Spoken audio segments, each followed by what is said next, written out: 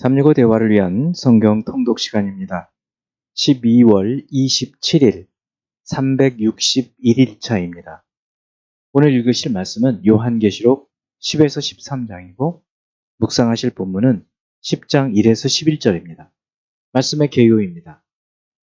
예수 그리스도의 재림과 종말은 갑자기 한 사건으로 끝나는 것이 아니라 상당한 기간의 대환란과 심판, 그리고 새하늘과 새 땅이 임하는 연속적이고 장기간에 걸쳐 일어나는 사건입니다.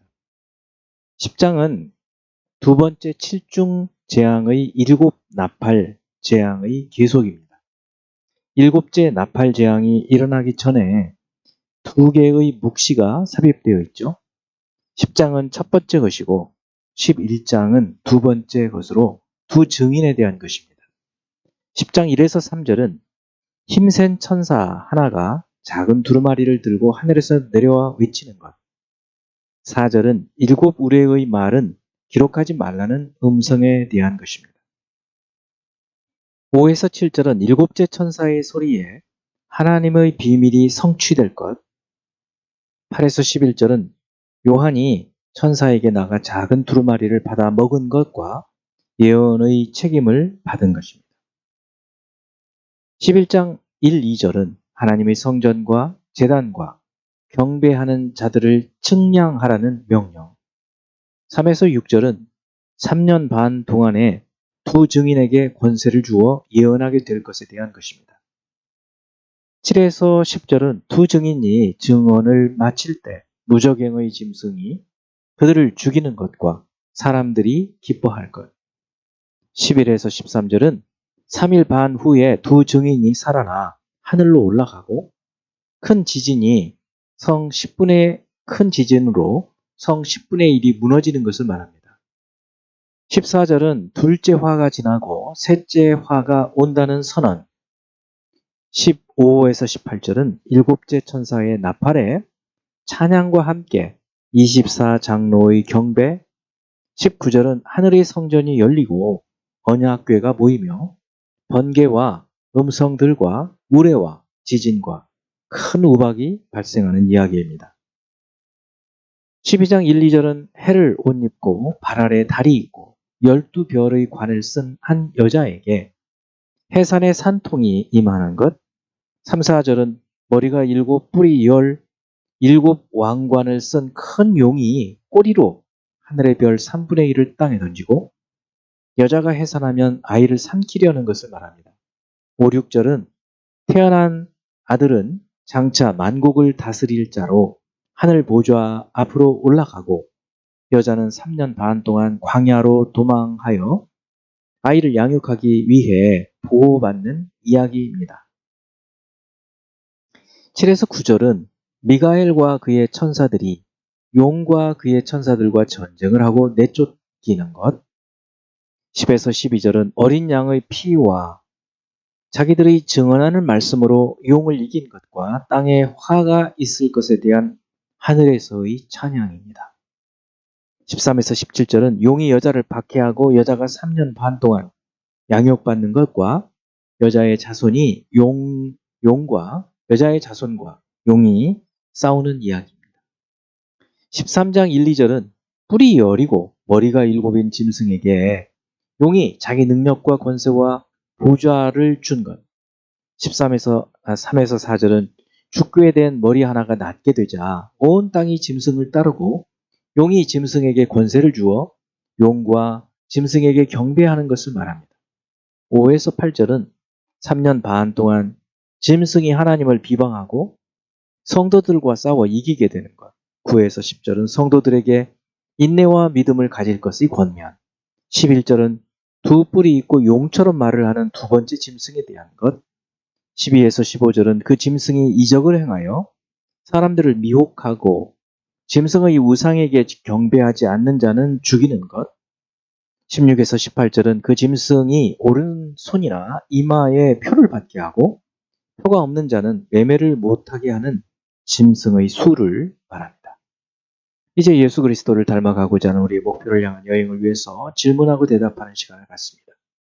첫 번째 10장 1절. 내가 또 보니 힘센 다른 천사가 구름을 입고 하늘에서 내려오는데 그 머리 위에 무지개가 있고 그 얼굴은 해 같고 그 발은 불기둥 같으며 8장 7에서 11장 19절은 두 번째 재앙인 일곱 나팔 재앙 이야기죠. 여섯째 나팔 재앙이 있은 후 일곱째 나팔 재앙이 임하기 전에 10장에서 11장 13절은 두 개의 묵시가 삽입되어 있습니다. 10장과 11장의 이 삽입 묵시는 무엇에 대한 것일까요? 10장은 작은 두루마리를 들고 있는 힘센 천사의 묵시, 11장 1에서 13절은 두 증인에 대한 묵시입니다. 두 번째 10장 9절, 내가 천사에게 나아가 작은 두루마리를 달라 한즉 천사가 이르되 갖다 먹어버리라. 네 배에는 쓰나 내 입에는 꿀같이 달리라 하거늘. 여기서 입에는 달지만 배에는 쓰다는 말은 무슨 의미일까요? 하나님의 말씀은 우리에게 기쁨을 주고 달지만 그 내용이 종말에 이루어질 환난과 심판이기 때문에 마음에 고통을 준다는 그런 뜻입니다. 세 번째 11장 3절, 내가 나의 두 증인에게 권세를 주리니 그들이 굵은 베옷을 입고 1260일을 예언하리라. 여기 두 증인은 무엇을 가리킬까요? 11장 3에서 13절까지 언급하고 있는 이 두 증인의 권세는 마치 모세와 엘리야의 권세와 같습니다. 엘리야와 같이 원수를 불로 사르고 하늘을 닫아 비가 오지 못하게 하고 또 모세와 같이 물을 피로 변하게 하고 여러 가지 재앙으로 땅을 치는 권세를 가지고 있었고 이 둘은 변화산상에 예수 그리스도와 함께 나타났었죠. 또 이들은 말세에 다시 올 것으로 예언이 되었습니다. 이것은 실제로 이들이 온다는 것이 아니라 그들과 같은 역할을 하는 자가 온다는 것이죠. 그렇다면 두 증인은 두 촛대를 말하고 계시록에서 촛대는 교회를 상징하죠. 이런 점에서 두 증인은 모세와 엘리야와 같은 권세를 갖고 복음을 증거하는 신실한 교회와 신실한 종들을 상징한다고 볼 수 있겠습니다. 네 번째 12장 1절, 하늘에 큰 이적이 보이니 해를 옷 입은 한 여자가 있는데 그 발 아래에는 달이 있고 그 머리에는 12별의 관을 썼더라.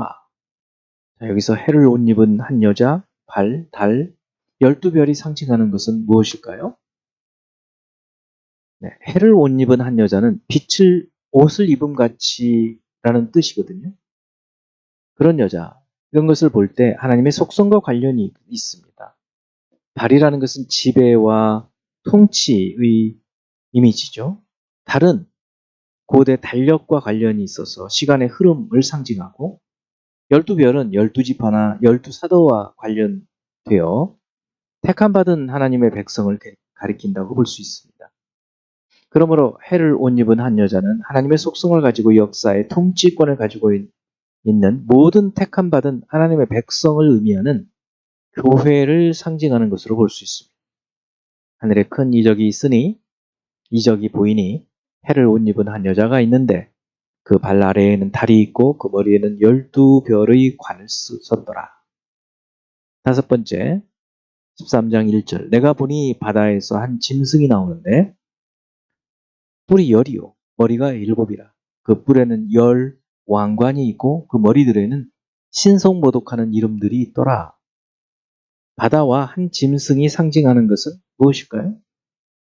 12장은 여자를 해하려는 붉은 용과 7년 대환란 가운데 전 3년 반 환란을 다루었다고 한다면 13장은 바다와 땅에서 나온 두 짐승과 후 3년 반 환란을 다룬다고 볼 수 있습니다. 12장은 전 3년 반의 환란, 13장은 후 3년 반의 환란. 이 두 짐승은 바다에서 나온 한 짐승과 땅에서 올라온 다른 짐승이죠. 마치 두 증인처럼 이 사탄의 세력에 두 짐승이 있어요. 짐승은 다니엘 7장 3절과 관련이 있지만 여기에서는 그리스도의 재림 직전에 이 세상의 세력들을 모아 하나님을 대적하기 위해 일어난 적그리스도로 봅니다. 그리고 바다는 하나님을 거역하는 열방을 의미한다고 볼 수 있겠죠. 이제 한 구절의 말씀을 묵상하여 교훈으로 삼고 기도하는 시간을 갖습니다. 17장 14절. 그들이 어린 양과 더불어 싸우려니와 어린 양은 만주의 주이시오 만왕의 왕이시므로 그들을 이기실 터이요. 또 그와 함께 있는 자들 곧 부르심을 받고 택하심을 받은 진실한 자들도 이기로다. 예수 그리스도 그분께서 이 땅에 처음 오실 때에는 우리의 모든 죄를 사하시기 위해서 희생당하시는 어린 양으로 오셨지만 이제 다시 오시는 예수 그리스도는 모든 악한 세력을 멸하시는 만왕의 왕 만주의 주로 오시고 택함 받은 자들을 구원하시고 또 그들과 함께 이 마지막 전쟁에서 승리하시는 그런 승리자의 모습으로 우리가 볼 수 있는 것입니다. 이 주님을 힘있게 의지하고 믿고 또 주님과 함께 이 선한 싸움을 싸워야 될 줄로 믿습니다. 기도하겠습니다. 사랑하는 하나님 아버지, 우리를 주님의 놀라운 동역자까지도 삼아주셔서 주님과 함께 이 의의 싸움 싸우게 하여 주심을 감사합니다. 성령의 검 곧 하나님의 말씀으로 주님과 함께 싸워서 이기게 하여 주시고 만왕의 왕 만주의 주로 오시는 그 희생당하신 어린 양의 통치와 심판과 또 상급을 소망하며 기대하며 살아가는 저희가 되게 하여 주시옵소서. 예수 그리스도 이름으로 기도합니다. 아멘.